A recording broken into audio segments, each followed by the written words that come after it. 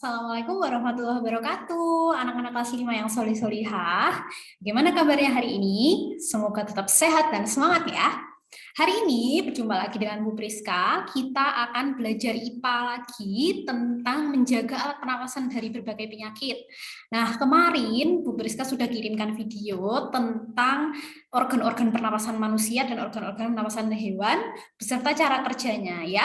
Jadi mulai dari hidung yang memiliki rambut-rambut halus untuk menyaring kotoran, lalu masuk ke tenggorokan yang juga ada rambut-rambut halus jika nanti ternyata ada kotoran yang lolos dari hidung bisa tersaring di situ, lalu masuk ke percabangan, ya kan? Habis tenggorokan seperti ini lalu bercabang sedikit seperti ini.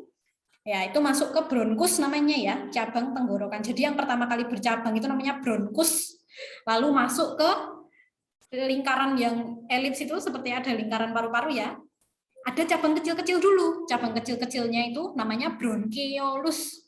Cabangnya bronkus. Jadi habis tenggorokan, bronkus, bronkeolus, baru alveolus yang gelembung-gelembung kecil seperti anggur, tempat pertukaran oksigen dan CO2 ya.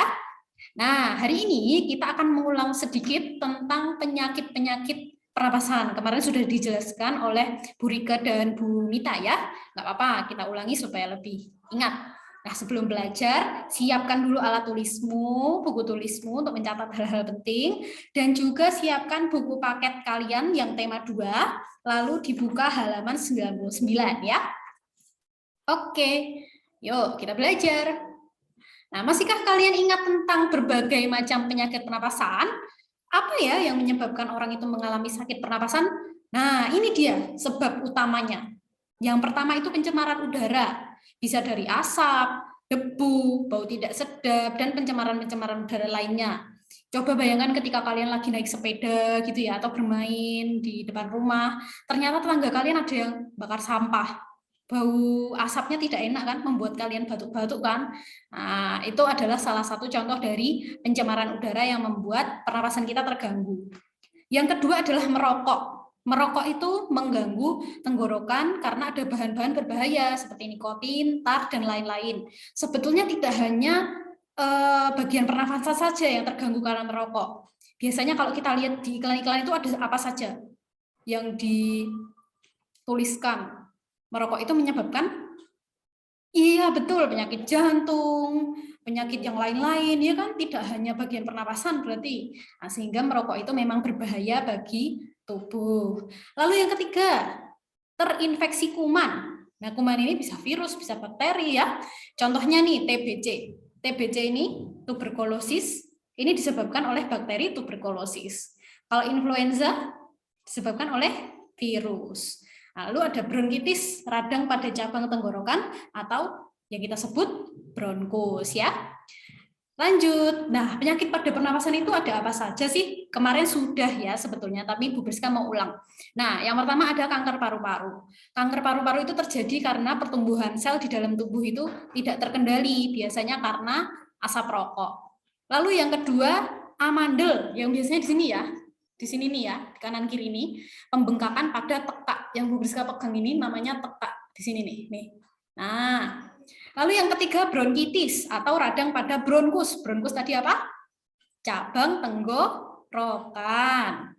Yang keempat ada asma. Biasanya asma ini dari lahir ya. Kelainan organ pernapasan dari lahir. Nah, ini gangguan karena saluran pernapasan menyempit sehingga sulit bernapas.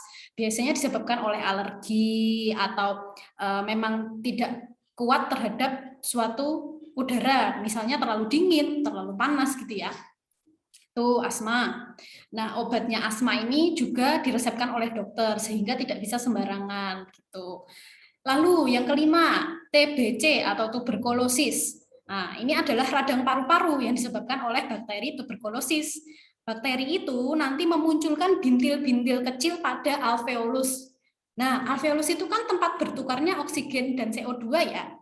Oksigen dan karbon dioksida. Kalau misalnya di situ muncul bintil-bintilnya, otomatis kan dia bertukarnya terhambat ya. Nah, disitulah yang menyebabkan paru-paru meradang.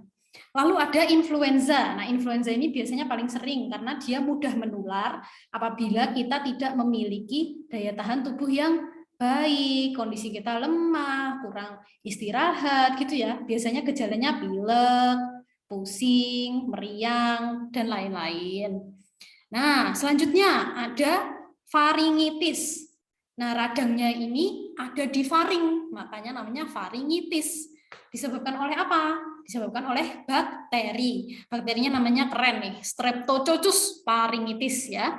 Nama bakterinya sama seperti nama penyakitnya. Jadi nama penyakitnya ini diambil dari nama belakang nama bakterinya, faringitis. Yang kedelapan ada emfisema. Emfisema itu adalah penyakit pernapasan yang terjadi karena ada pembengkakan pada paru-paru yang disebabkan pembuluh darahnya itu kemasukan udara sehingga dia terjadi emfisema. Yang kesembilan ada asbestosis. Nah, dari namanya saja sudah jelas ya, ini ada tulisan asbes. Asbes berarti secara tidak sengaja manusia itu menghirup serat-serat asbes sehingga terbentuk serat-serat parut ya, mengakibatkan orang itu jadi susah bernapas gitu. Lalu yang ke-10, sinusitis. Sinusitis ini disebabkan oleh infeksi bakteri, jamur, virus, dan lain-lain sehingga ada radang di rongga hidung sini. Lalu yang ke-11, ISPA. ISPA itu infeksi saluran pernapasan atas ya. Atas itu ya hidung, laring atau tekak, tenggorokan gitu ya. Nah itu munculnya bisa berasal dari bakteri, bisa juga berasal dari kebiasaan yang tidak baik gitu ya, tapi rata-rata dari bakteri. Misalnya tadi ada Streptococcus faringitis itu kan di bagian atas ya kan. Nah, ISPA ini ada grade-nya. Waduh. Ada levelnya, ada level ringan, level sedang, level berat, tergantung gejala yang timbul itu seberat apa. Nah, di sini juga ada difteri. Difteri itu disebabkan oleh bakteri juga, namanya Corynebacterium diphtheria, sama seperti faringitis, nama belakang bakterinya dijadikan nama penyakitnya. Jadi inget-ingetnya gitu ya, besok kalau ada soal, kalau tuberkulosis TBC, karena udah jelas ya singkatannya kan TBC. Kalau faringitis, nah pilih yang nama belakang bakterinya faringitis. Lalu kalau difteri, pilih yang nama belakangnya difteri, gitu ya. Nah, yang nomor 12 ini ada renitis. Kalau renitis ini radang pada rongga hidung sini, sehingga hidung itu menjadi bengkak dan mengeluarkan banyak lendir. Nah, apa ya kebiasaan buruk yang memperburuk penyakit pernapasan tadi? Jadi udah buruk makin buruk gitu. Apa ya kira-kira? Nah, ini dia kebiasaan buruk yang membuat penyakit tadi semakin parah. Contohnya nih, Bu Priska sudah tuliskan, kebiasaan merokok, kurang tidur, jadi begadang-begadang itu tidak baik ya. Terus kurang berolahraga, nih kaum-kaum mager jangan sampai kurang berolahraga, kurang minum air putih, terus pola makan kurang nabati. Maksudnya gini, kurang nabati itu tidak makan sayur, tidak makan buah gitu kan. Nah, itu kurang nabati, itu juga tidak baik untuk pernapasan kita. Lalu ada stres, biasanya yang memiliki penyakit asma dari lahir, stres ini bisa memicu asma gitu ya, jadi sesak napas gitu. Lalu ada penyalahgunaan alkohol. Nah, lalu bagaimana cara kita memelihara organ pernapasan kita kalau sudah seperti itu? Ada beberapa cara yang bisa kita lakukan. Di antaranya sebagai berikut. Yang pertama, membebaskan lingkungan sekitar dari pencemaran udara.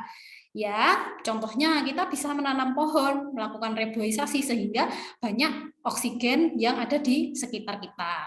Yang kedua, memperbanyak ventilasi udara dalam ruangan sehingga udara itu lebih mudah bertukar dari yang ada di dalam dan di luar gitu ya. Dia bertukarnya lewat ventilasi sehingga tidak muter aja di situ ya kan. Nah, yang ketiga melakukan olahraga secara rutin. Yang keempat, menarik napas dalam-dalam secara rutin. Ini artinya latihan napas ya. Coba nanti dibuka lagi di buku, di bagian cara bernapas, kan? Ada kan? Bagaimana udara itu bisa masuk ke dalam paru-paru. Yang pakai percobaan botol ada balonnya 2 itu loh. Nanti coba dilihat di buku ya. Tuh. Lalu yang kelima, memperbanyak konsumsi sayur dan buah, yang tadi, yang nabati tadi. Lalu yang keenam, istirahat dengan cukup, salah satunya dengan Tidur. Nah, itu tadi pelajaran kita hari ini. Alhamdulillahirrahmanirrahim sudah selesai. Nah, Bu Priska akan kirimkan tugas untuk anak-anak solih-solihah semua di grup WhatsApp ya. Nanti tabelnya itu boleh di print terus ditempel di buku tulis atau boleh langsung disalin aja di buku tulis, dituliskan sendiri boleh. Pokoknya nanti tabelnya itu jangan sampai hilang.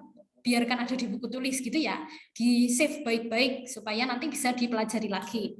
Nah, nanti tabel itu diisi, kemudian diupload di Google Classroom seperti biasa.